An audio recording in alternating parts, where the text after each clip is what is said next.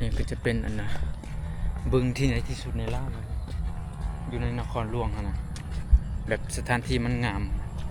เป็นสถานที่แบบโคตรจะงามเลยจะให้เบิ่งเด้อพี่น้องนี่นะเบิ่งวิวไหมพี่น้องโธ่วิวโคตรคักเลย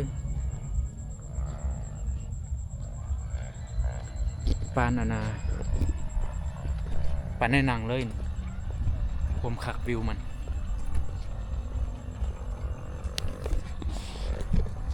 คักก็นี่ก่อนหาเบิ่งยักษ์ฮะมันบ่มีบนเงี้ยวแล้วจะเบิ่งไหมตึกนั้นเขาคือไต้ไฟแล้วตึกอื่นเขาคือบ่ไต้ไฟมันยังบ่แล้วตึกนั้นมีคนอยู่อยู่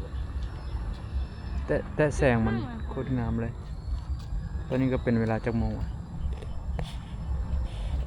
7 โมง 7 โมง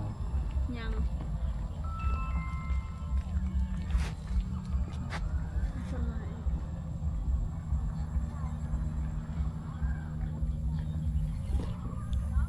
งามเลย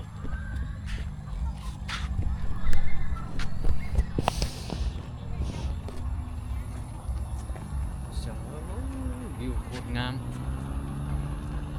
อันนี้7 โมงแล้วได้นี่ยังเห็นแบบสถานที่แบบโคตรงามเลยพี่น้องไปไปไหนเอ้ยเขาคงหาดีนางยังหรือยังก่อนก็ได้ได้ห้องน้ำอยู่หันไหมเป็นยังห้องน้ำมันเลยนี่หันเด็ก ห้านขายเครื่อง แม่นใช่บ่ไปขอเข้าอมเข้าเลย